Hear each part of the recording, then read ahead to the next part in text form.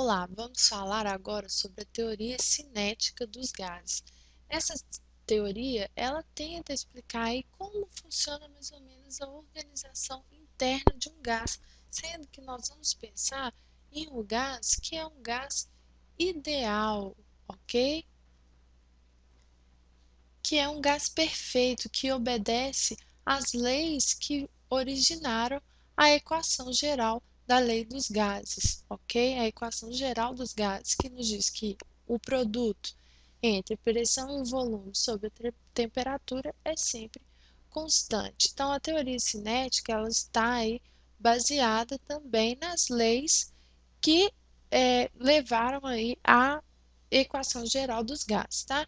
Então, a primeira coisa que a teoria cinética nos diz é que todo gás é formado por partículas minúsculas e que essas partículas possuem um movimento livre. Então, se essa partícula está para cá, essa está para cá, o movimento é desordenado, tá? Um movimento de uma partícula não interfere no movimento de outra partícula. Isso principalmente por quê? Porque elas estão muito distantes uma das outras, então elas não exercem aí muita atração umas sobre as outras e o movimento, além de ser desordenado, também tem uma alta velocidade, tá bom?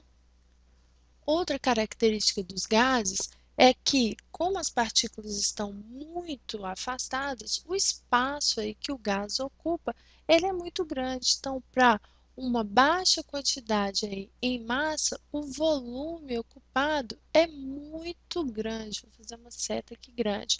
Ou seja, a relação entre massa e volume, que é igual à densidade, ela é baixa, tá? Então, os gases têm uma densidade aí muito baixa.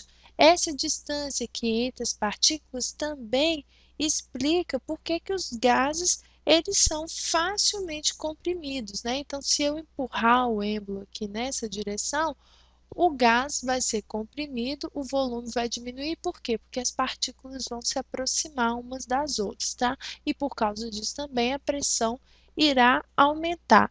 Além disso, os gases, se eu colocasse aqui outro gás, outra partícula de gás, essas partículas se misturariam facilmente aqui às partículas amarelas, justamente por conta desses espaços vazios que podem ser ocupados, ok? E como eu já disse, como elas estão afastadas, a atração é muito baixa e por isso o gás pode se expandir e ocupar aqui todo o espaço do recipiente. E para terminar, eu já disse em outras aulas que é o choque que essas partículas fazem aqui contra o recipiente que vai aí determinar a pressão que o gás exerce. Essas partículas, elas têm uma velocidade grande e, claro, elas vão se chocar aqui, né? Vindo em direção ao êmbolo, vindo em direção à parede do recipiente, uma hora elas vão chocar. Mas olha que interessante, os choques são elásticos, ou seja, quando a partícula se choca aqui com a parede do recipiente, ela não perde energia.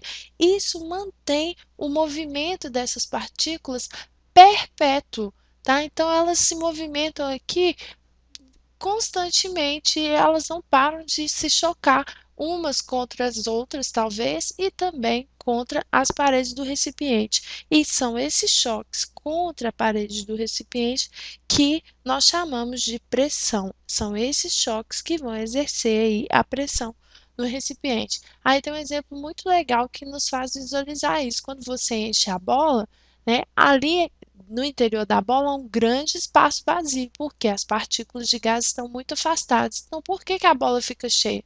Justamente porque o choque das partículas contra ali a parede interna da bola mantém a bola inflada. E aí vocês podem pensar outros objetos também, o balão, o pneu, né, que nós mantemos aí cheios com o ar. Bom, espero que vocês tenham entendido e se tiver alguma dúvida, acessem o nosso site e enviem para nós. Se quiserem também podem enviar exercícios que nós resolvemos assim que possível, ok?